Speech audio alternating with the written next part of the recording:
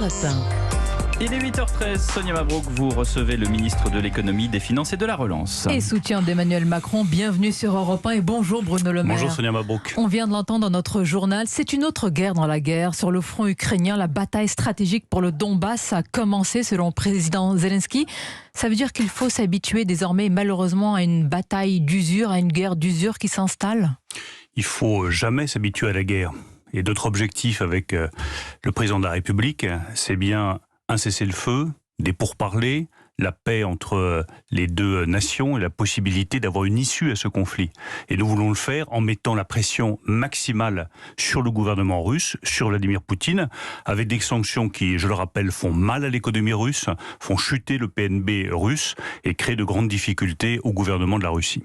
Ces sanctions, Bruno Le Maire, et cette guerre en Ukraine, évidemment, ce sera l'un des thèmes majeurs du débat d'entre-deux tours demain entre les candidats Macron et Le Pen. Tout en condamnant cette offensive, Marine Le Pen ne veut pas, dit-elle, pénaliser le pouvoir d'achat des Français avec de nouvelles sanctions sur le gaz et le pétrole russe. En quoi a-t-elle tort ?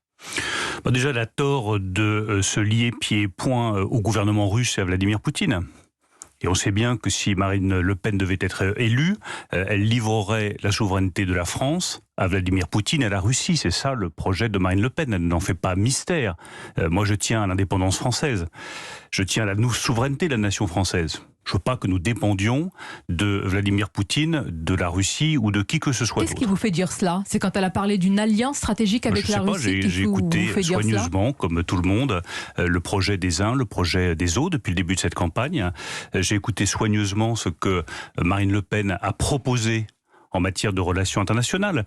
Et ce que propose Marine Le Pen en matière de relations internationales, c'est la fin de la souveraineté française. C'est l'alliance avec Vladimir Poutine, c'est l'absence de protection par l'OTAN au moment où on sait bien qu'on aura besoin de la protection de nos alliés, où nous pouvons avoir besoin de la protection de nos alliés. C'est quand même une drôle d'idée de sortir d'une alliance militaire au moment où les menaces militaires n'ont jamais été aussi élevées. Oui, mais c'est quand même une drôle d'idée. Il faut juste que chacun comprenne bien qu'à un moment où la menace militaire n'a jamais été aussi élevée en Europe, puisque la guerre est de retour, Marine Le Pen nous propose de couper tout lien militaire avec nos alliés les plus proches, avec les autres Européens, avec les Américains. C'est un choix qui me paraît dangereux pour la sécurité française. Enfin, elle propose aussi en matière de relations internationales, je le rappelle, de couper les ponts avec l'Allemagne, de renoncer à ce qui a fait la prospérité et la paix en Europe depuis un demi-siècle, c'est-à-dire l'amitié entre la France et l'Allemagne.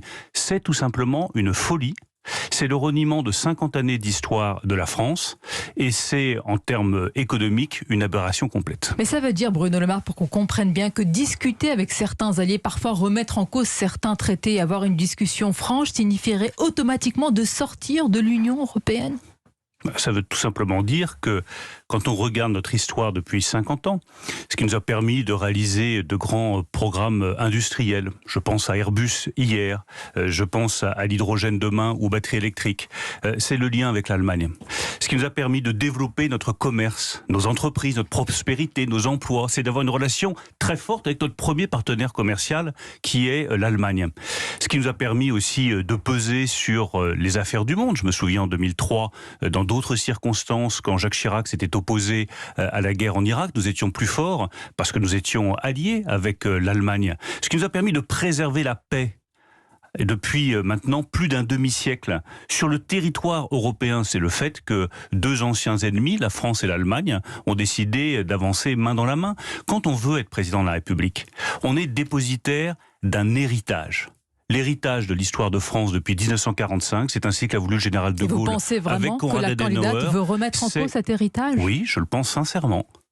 Quand on touche à quelques points vitaux de ce qui structure la nation française depuis un demi-siècle, notamment le choix fait par le général de Gaulle avec le chancelier Adenauer, de réconcilier deux peuples ennemis pour en faire deux peuples frères, la France et l'Allemagne, c'est tout mon engagement politique.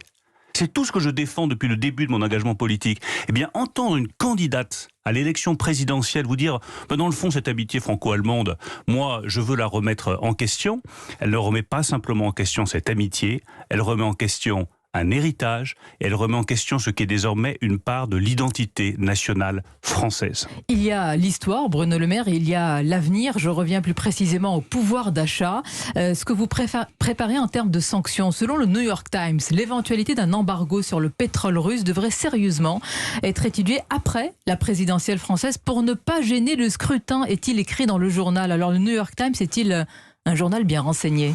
C'est un très bon journal, le New York Times, mais nous, contrairement à Marine Le Pen, nous n'avançons pas masqués. Nous avons toujours dit avec Emmanuel Macron que nous voulions un embargo sur le charbon, c'est fait, et un embargo sur le pétrole russe.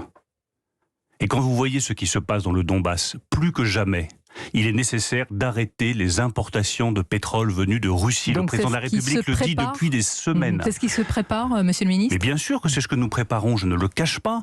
Le président de la République a été très clair depuis plusieurs semaines pour dire que nous essayons de convaincre nos partenaires européens d'arrêter l'importation de pétrole venu de Russie. Quelle est la première source de devises depuis plusieurs années pour le pouvoir de Vladimir Poutine? Ça n'est pas le gaz, c'est le pétrole.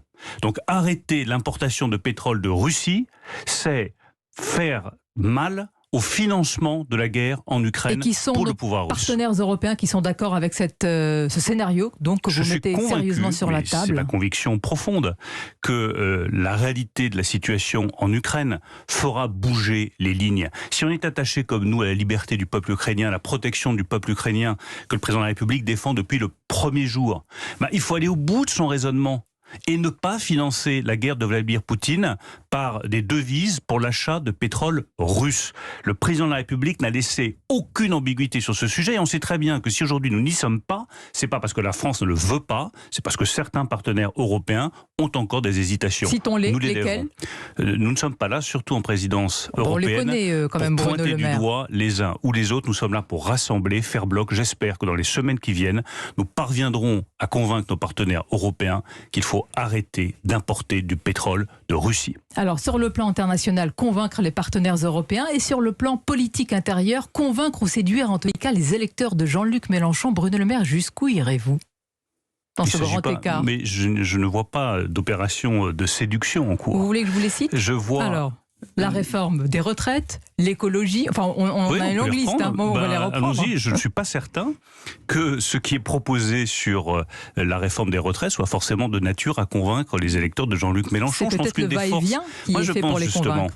Sonia Mabrouk, qu'une des grandes forces d'Emmanuel Macron, et ce qui va garantir sa victoire dimanche, à laquelle je crois profondément, c'est qu'il n'a jamais dévié de sa ligne. Il a pu enrichir son projet, dire voilà, peut-être que sur l'écologie, il faut que nous allions plus loin. Mais il n'a jamais dévié de sa ligne. Il aurait très bien pu dire sur les retraites, oh là, je vois que ça fait peur aux uns ou aux autres. Non.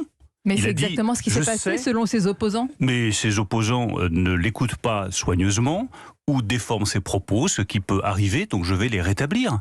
Alors, rentrons dans le vif du sujet des retraites. Rentrons dans le vif du sujet. Nous voulons sauver le régime de retraite par répartition. Nous partons d'un principe qui est simple, il y a moins de personnes qui cotisent, puisque je rappelle que c'est ceux qui travaillent, qui payent les pensions de ceux qui sont à la retraite, et il y a plus de personnes qui sont à la retraite. Donc n'importe qui peut comprendre qu'il faut forcément bouger un des paramètres. Est-ce qu'on veut augmenter les cotisations des gens qui travaillent? Non, 3 fois non. Ça n'est pas notre philosophie, nous baissons les impôts. Est-ce qu'on veut baisser les pensions de ceux qui sont à la retraite? Non, 3 fois non. Au contraire. Nous voulons, le président de la République l'a encore rappelé, l'indexer sur l'inflation et dès le mois de juillet prochain, permettre aux retraites d'être augmentées pour suivre l'augmentation des prix, que tous ces retraités qui n'arrivent plus à financer leur plein d'essence ou qui ont des difficultés dans leur vie quotidienne puissent avoir une retraite qui augmente autant que l'inflation a augmenté dès le mois de juillet. Donc il ne reste qu'une solution, repousser l'âge légal de départ à la retraite. Nous avons proposé 65 ans. Le président de la République n'a pas varié. Il a juste ajouté une clause. Mais il n'a pas varié, Sonia Mabrouk. C'était au départ 65 ans, c'était même un totem qui était agité. Ensuite, c'était finalement à la fin du quinquennat. Nous verrons en fonction de la conjoncture, de la démographie, si c'est 64 ou 65. Et puis finalement, hier, c'est 65. Quelle est la dernière position à quelques jours du scrutin? Mais il n'y a pas de dernière position. Je veux laisser aucune ambiguïté là-dessus.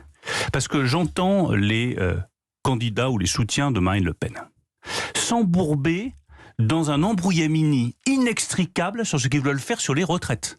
Ils sont incapables d'expliquer, vous pouvez écouter n'importe quel soutien de Marine Le Pen, de Jordan Bardella à d'autres soutiens, si vous arrivez à comprendre ce que veut Marine Le Pen en matière de retraite, vous me l'expliquez. Une chatte n'y retrouverait pas ses petits.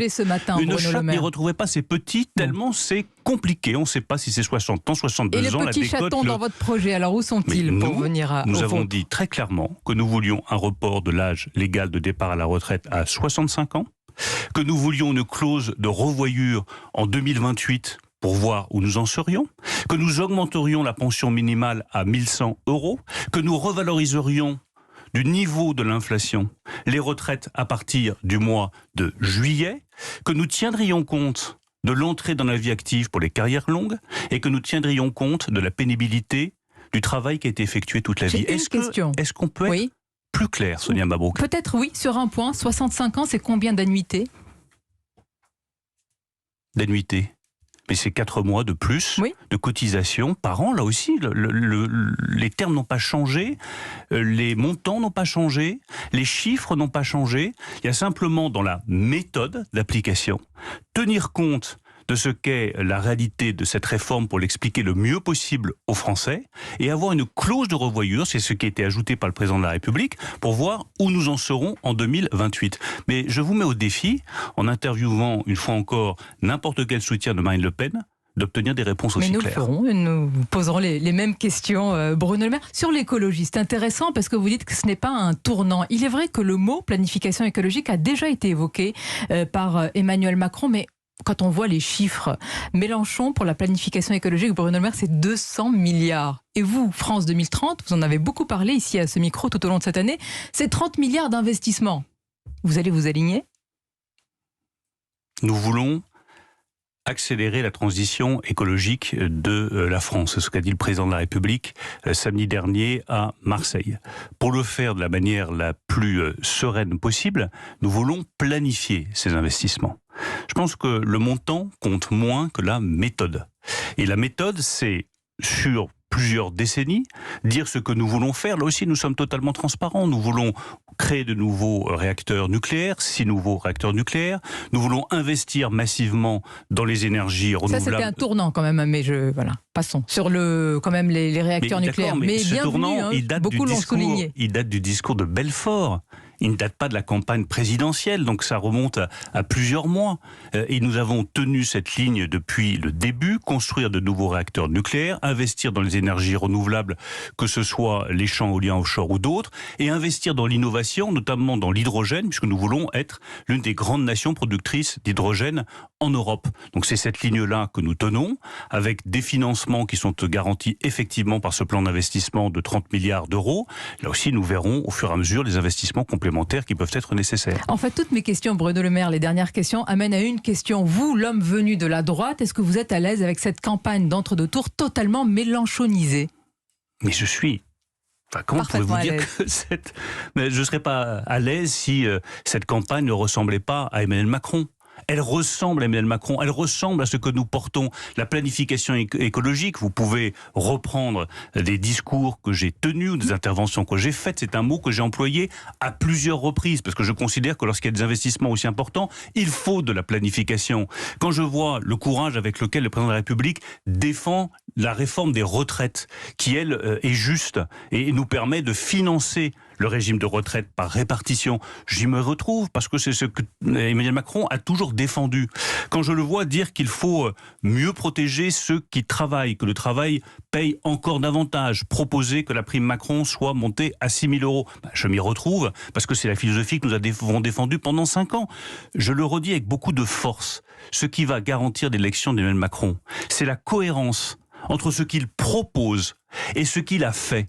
C'est la crédibilité d'un homme qui, lorsqu'il dit qu'on va aller vers le plein emploi, a réussi à faire baisser le chômage et a réussi à créer 1 million d'emplois. C'est la cohérence de quelqu'un qui, lorsqu'il dit qu'il va baisser les impôts, peut être cru parce qu'il l'a fait pendant 5 ans. Encore un exemple peut-être sur cette cohérence, parce que je sais que le sujet vous tient encore, en tous les cas vous vous êtes exprimé sur cela. Quelles sont les convictions réelles justement du candidat sur le voile, lorsqu'Emmanuel Macron trouve beau qu'une féministe se voile, que le voile peut être mis sur un même plan, disons, que le féminisme? Est-ce que c'est aussi la France que vous défendez, Bruno Le Maire? En tout cas, ce sont des convictions plus claires là aussi que celles de Marine Le Pen. C'est comme sur les retraites, c'est comme sur l'Europe, c'est comme sur l'ensemble des sujets que nous avons abordés. D'un côté, vous avez la confusion, Marine Le Pen. Vous avez des allers et retours, des tête-à-queue permanents. C'est le Rassemblement national. Et de l'autre, vous avez une grande clarté. Oui, nous n'interdirons pas le voile dans la rue. On ne sait toujours pas maintenant ce que veut faire Marine Le Pen. Est-ce qu'elle le fait, est-ce qu'elle ne le fait pas? C'est la confusion la plus totale. Oui, nous pensons qu'il faut s'en tenir à ce qui a déjà été décidé, respecter la loi, interdire les signes religieux ostensibles à l'école. Là aussi, nous ne varions pas. Et c'est cette capacité à tenir sa ligne, à ne pas dévier tous les instants, et en même temps à enrichir son projet, à écouter les propositions des uns et des autres, qui fait la force du candidat Macron. Donc l'enrichissement n'est pas un tournant, c'est une cohérence. On l'aura compris ce matin, Bruno Le Maire. Peut-être une dernière chose, Pierre, si vous le permettez. Je sais que ça tient à cœur à Bruno Le Maire. C'est un soutien important du clan Chirac. Vous avez été ancien directeur de cabinet de Dominique de Villepin, qui a été le dernier Premier ministre de Jacques Chirac. On a entendu ce matin Claude Chirac et son époux qui apportent évidemment leur voix et qui appellent à ce qu'aucune voix ne manque à Emmanuel Macron. J'allais dire, c'est logique et naturel et c'est dit. Je suis très heureux, je ne suis pas surpris et j'espère que cette position de Claude Chirac en inspirera beaucoup qui viennent de la même formation politique. Merci Bruno Le Maire et bonne journée à vous.